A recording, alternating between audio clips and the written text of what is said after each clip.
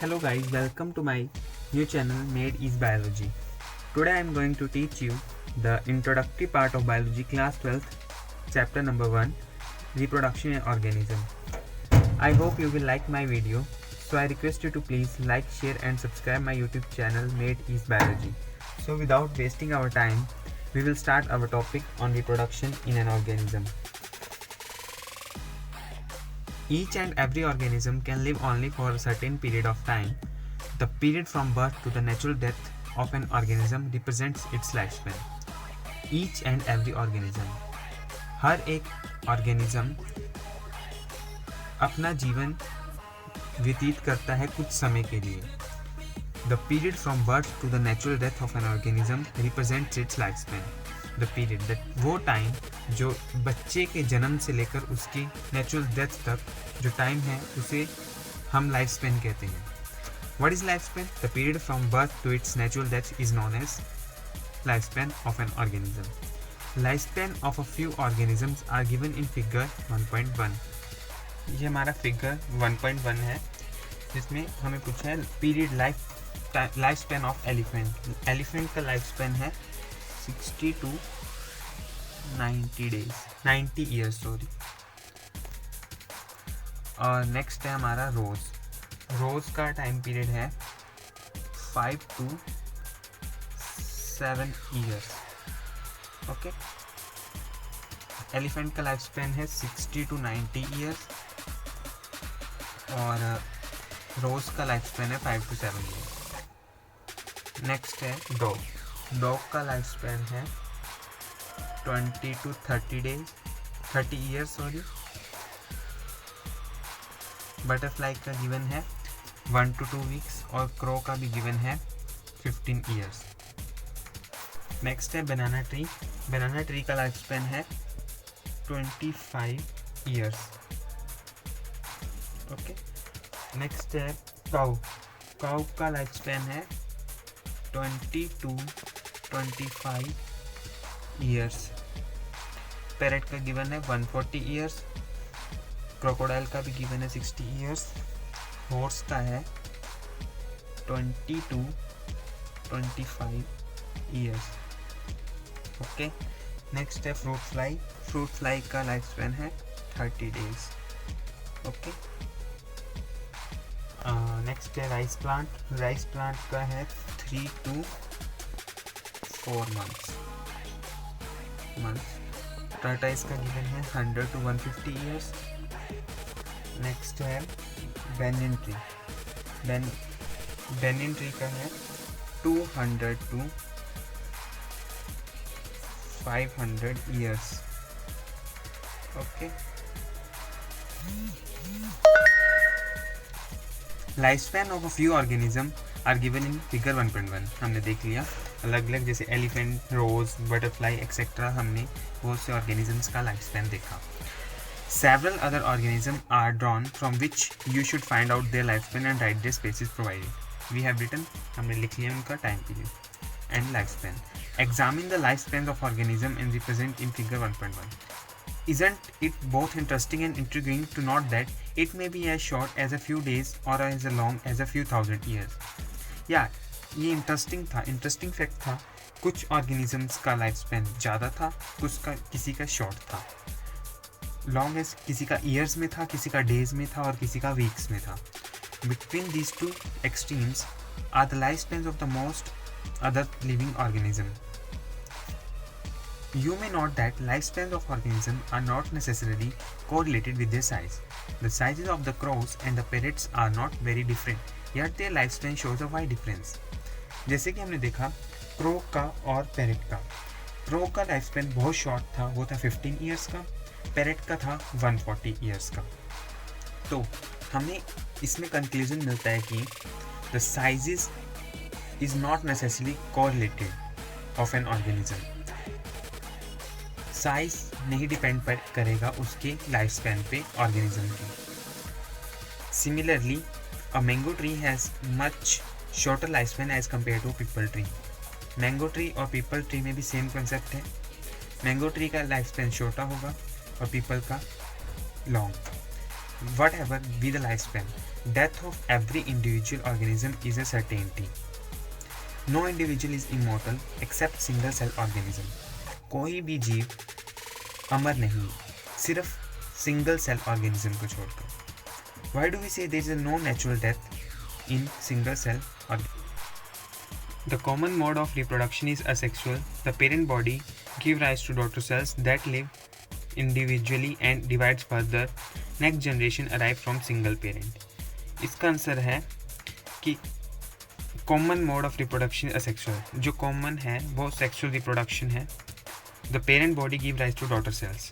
और जो parent body है वो डॉटर सेल्स को गिव राइज करती है. That live individually and divides further. वैसे ही जैसे पेरेंट डिवाइड होकर डॉटर सेल में डिवाइड होता है, वैसे डॉटर सेल आगे डिवाइड होती है further. The next generation arrive from single parent. और वही सिंगल पेरेंट से नेक्स्ट टू नेक्स्ट जनरेशन बनती जाती है. Given this reality, have you ever wondered how vast number of plant and animal species have existed on earth for several thousand of years? आपने कभी realise किया है? Have you ever wondered how vast number of plants and animal species have existed on earth? कितने ज़्यादा number में plants और animal की species पाई जाती हैं अर्थ पे, थाउजेंड्स में. There must be some process in living organism that ensure this continuity. और ये एक process, there must be some process in living organism that ensure this continuity. ये कुछ process होगा living organism में जो continuity को process है, बल्कि कि वो species की continuity को follow करते हैं. Yes, we are talking about reproduction. हाँ, उसे ही हम reproduction कहेंगे जो continuity करेगा species की. Something that we take for granted, और हमें वह ग्रांट करना पड़ेगा.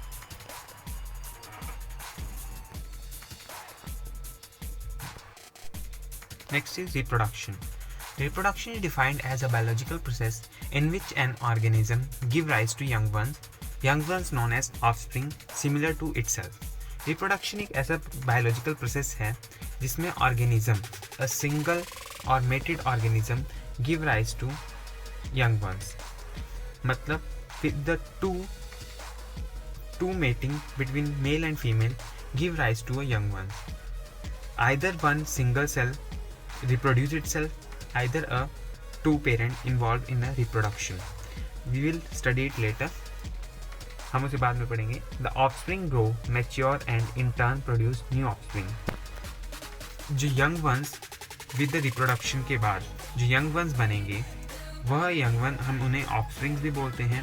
वो ग्रो होंगे, मैच्योर होंगे, in turn produce new offsprings, और वही बाद में अपनी कंटिन्यूशन के लिए न्यू ऑफस्प्रिंग बनाएंगे. Thus there is a cycle of birth, growth and death. और इसी साइकिल को, बर्थ, ग्रोथ एंड डेथ को हम रिप्रोडक्शन कहते हैं. रिप्रोडक्शन में इन्वॉल्व होता है. रिप्रोडक्शन के थ्रू ही हमारा बर्थ होता है और उसके बाद ग्रोथ होती है और डेथ होती है. और यही cycle birth, growth and death का लाइफ स्पैन का साइकिल है.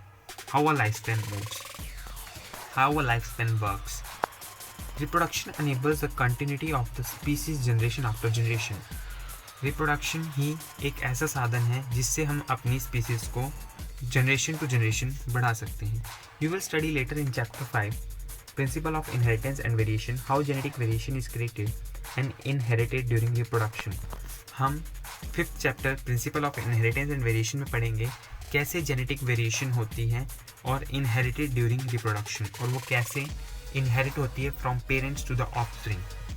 पेरेंट्स से कैसे वेरिएशन और चेंजेस और सिमिलरिटीज़ एंड अदर्स थिंग्स कैसे इनहेरिट होती है from one generation to another. There is a large diversity in the biological world and each organism has evolved its own mechanism to multiply and produce offspring. यहाँ एक large diversity है, बहुत सारी diversity है organisms की इस biological world में. Has evolve it's own mechanism to multiply and produce offspring. अलग अलग तरह के मैकेनिज्म हैं जो अपने आप को मल्टीप्लाई करते हैं और ऑफस्प्रिंग बनाते हैं. The organisms habitats, its internal physiology and several other factors are collectively responsible for how it reproduces. जो ऑर्गेनिजम्स का हैबिटेट होता है, environment, internal physiology, internal factors means internally environment of the organism और several other factors are collectively responsible, और कई तरह के factors responsible होते हैं organism के reproduction के लिए, as temperature is also responsible for organism reproduction. Based on whether there is a participation of one organism or two in the process of reproduction, whether there is a reproduction में या फिर एक organism involve होता है या 2 organism reproduction के लिए, ये 2 तरह की होती है, asexual and sexual reproduction.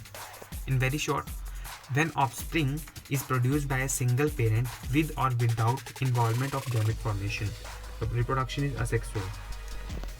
जो ऑफस्प्रिंग पेरेंट से यंग वंस में फॉर्म होगा और यंग वन जो ऑफस्प्रिंग कहे जाते हैं वो सिंगल पेरेंट से बने होंगे विद और without involvement of gamete formation, gamete formation के साथ या बिना उसके, बिना गैमेट फॉर्मेशन के जो हमें ऑफस्प्रिंग प्रोड्यूस हुए मिलेंगे फ्रॉम सिंगल पेरेंट, उसे हम असेक्सुअल बोलेंगे. नेक्स्ट है sexual reproduction. In very short, when 2 parents of opposite sexes participate in the reproductive process and also involve fusion of male and female gametes, it is called sexual reproduction.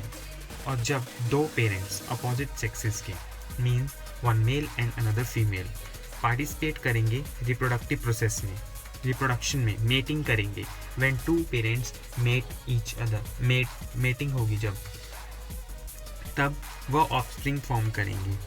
जब उनका fusion of male and female gamete, जब male और female gamete fuse होंगे और उससे offspring बनाएंगे, और जो ऑफस्प्रिंग डेवलप होगा वो through a sexual reproduction develop होगा बिकॉज उसमें 2 पेरेंट्स इन्वॉल्व होंगे, उसे हम सेक्सुअल रिप्रोडक्शन कहते हैं. नेक्स्ट इनका brief note 1.1 and 1.2 asexual and sexual reproduction हम नेक्स्ट पार्ट में करेंगे. तो अगर आपको हमारी वीडियो पसंद आए तो प्लीज़ मेरे चैनल को लाइक, शेयर और सब्सक्राइब करना ना भूलें. Thank you. Have a nice day.